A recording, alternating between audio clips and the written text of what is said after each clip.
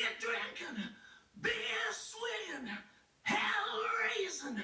All right, everybody. I am Steve. This is A is for Alice, B is for Bob, and if there's any video where C stood for Colton, this is it, because I am hopping on the MGK push for a quatrillion subscribers. Yeah, move over, PBS.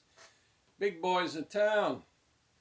And you're probably getting much more than a free tote bag. You may get an invite to the MGK Bash this coming summer. Right there. See it? 2024. This will be the third one already. My God, how time flies. All right, I've had the great pleasure of meeting Mike and Patty, Miss Cheesecake, and also their lovely daughter Caroline. Great people. Can't wait to go back this summer, spend some more quality time with them. And I know I will see some of you there. So, all right, we're going to zip through these 10 questions. Hopefully I can do this in less time than the vinyl tag. Although I did set a record in that. All right, number 1, show a record owned by your spouse, significant other that you don't like. If you're single, show a record you're embarrassed to have in your collection. All right, well, I do have the good fortune of being married to a woman now for, well, I'm coming up on 37 and a half years. She doesn't like music. Well, I'm not going to say she doesn't like music. She doesn't need to have music playing. Doesn't even need it in the car. If we have a long drive, doesn't matter. It could be 500-600 miles. She is fine just sitting there reading her Kindle, and I have complete control over the stereo system, which is the way it should be. All right. So that leaves it up to me to show what embarrasses me. I am equally embarrassed by both of these. I don't know how these even got into my collection. I do not own any vinyl by either of these artists. And I only just came across them because I'm doing my great CD purge of 2026. And they are, and I have more than one album by both of these knuckleheads. And that is Bon Jovi and Kid Rock. Not quite sure how I got them. I have to believe these are purchases that were made through like Columbia House or BMG, RCA. They all did record clubs. So I think that's how I got them. It was just like, you know what, I can't decide what to get. You know, you got like a dozen for $1. So I ended up with these. They will be in the purge.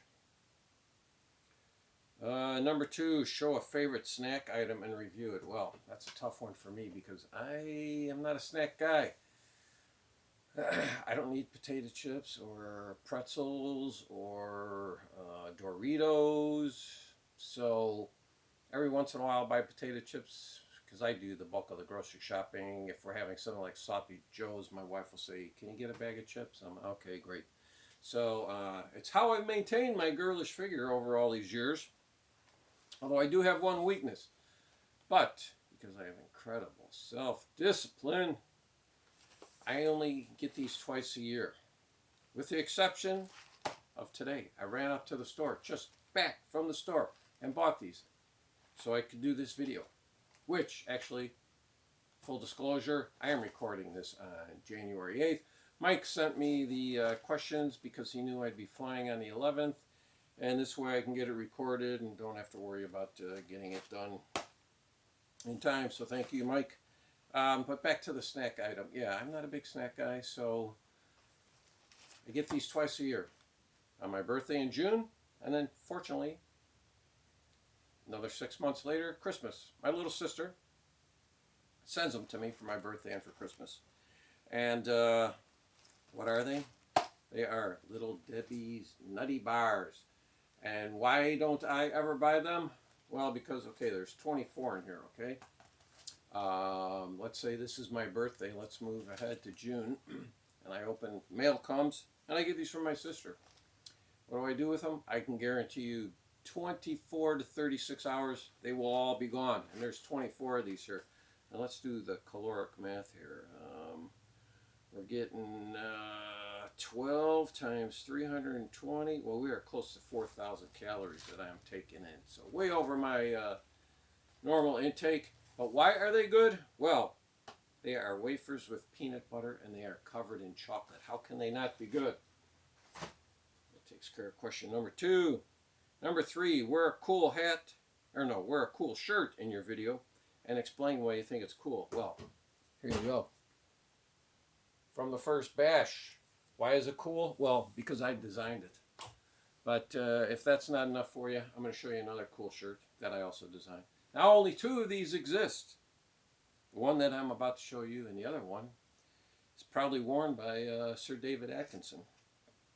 And that is a t-shirt proclaiming that you're a proud member of the International Society of Progressive Rock. Yeah. And I will be printing one more of these this summer and give it to the person I deem worthy at the MGK Bash, who I think is a big enough progressive rock fan. So, better be good if you want to even be in the consideration for that. Number 4. Okay, this is where Mike changed things up. He sent me a list and then he sent me a text saying, we made a change. Describe a positive concert as well as a negative concert experience. Okay. Well, I'll give you the positive one first. And that is with Mr. Alice Cooper. Or do you say Mrs.? I don't know. But there you go. I did a meet and greet with him. But it wasn't just Alice on the show, Bill. It was also Edgar Winter and Deep Purple. Oh my God. Fantastic show. But then the meet and greets afterwards, go back, went with a friend of mine. And thankfully, we were number 3 and number 4 to go up to the table with him because he was very generous with his time. He probably gave each person 5 minutes. You sat there, talked to him, asked him questions. He would autograph 3 items, and he also had a photographer who would just take pictures. You got on an email list, they would send you probably 100 photographs of you with him. So, and that's from that. I had that blown up. He could not have been nicer. Big time rock and roll hero. You know, you always hear that saying, you don't want to meet your heroes because you may be disappointed. Couldn't have been further from the truth. Just a great, fantastic experience. One that I will never forget. The negative one is, it's not from this show, but it's from this dude.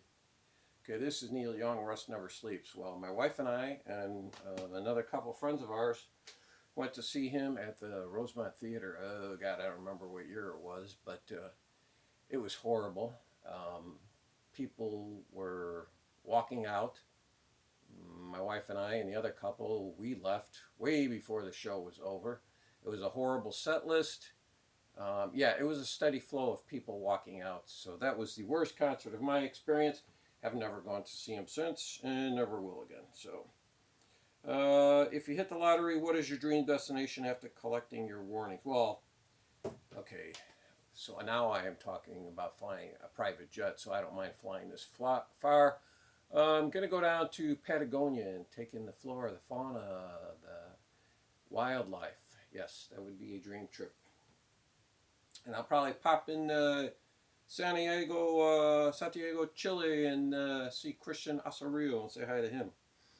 Show a blues album. All right, we're going to go with, and not only is a blues album, it's a great sounding blues album. And that is by Mr. John Lee Hooker, The Healer. Yeah, you want to test out your stereo system. Plop this baby on the old turntable. All right, number 7. Mike says he loves hats. Show me a hat you own in your personal fashion collection and tell me why you like it. Well, hold on, I'm getting a little parched here.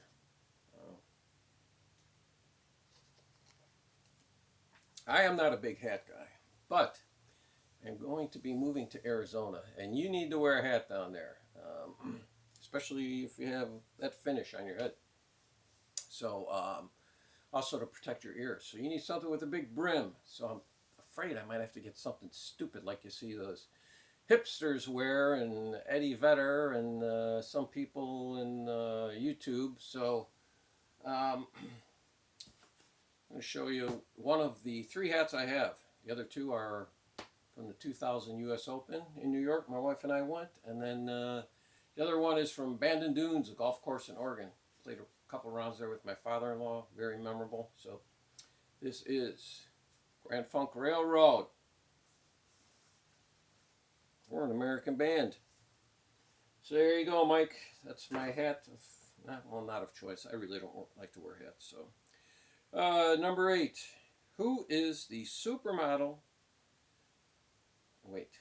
Oh, who's the supermodel? Show a record by a male and female performer who you consider to be supermodels in the looks department. Well, I only swing one way, Mike, so I am not comfortable talking about another man in that manner. So I'm going to stick to the other persuasion. So what do I like here? Well, you're picturing their body and their body of work. Beautiful flowing hair, gorgeous eyes, pouty lips. So who am I talking about? I'm talking about Gary at Physical Format Rock and Roll, baby. Yeah. No, actually, I am talking about. This made me think of Gary because this was VCLT from Gary. Doro. Oh, look at her. Very beautiful woman. I want more of Doro. Yes. Thank you once again, Gary. Hope you weren't too creeped out by that either, buddy. Let's see. Make it stop. Show a song you don't need to ever hear it again. Well, this is the opposite of stop. This is start. And that is Start Me Up by the Rolling Stones, completely killed by a Microsoft marketing campaign. Never want to hear that again. In fact, if I play that on CD, I just skip, go right into what's next? Fangfire, I think. Okay, so show an album with an excellent duet on it. Well, this is the first one I thought of, and then I kept trying to think of other ones. And I thought, okay, Stevie Nicks with Don Henley, Leather and Lace, that's going to be picked a bunch of times. Stevie Nicks with Tom Petty, Stop Dragging My Heart, that's going to be picked a bunch of times. And Stevie Nicks with Lindsey Buckingham, that's going to happen a bunch of times. So, I went back to my original. This album, I don't think it's highly thought of by a lot of fans, but I think it's an excellent album. Follows their biggest selling album, where they gained new fans, but I think they lost a lot of their original fans with that album. And that is Cheap Trick and the album Busted, which followed up the Lap of Luxury album with the big hit Flame. And the song on here is Walk Away, duet with Chrissy Hine. Just fantastic song. So there you go. That's it, Mike and Patty. I hope I met the criteria. And that is it. Good luck to everybody.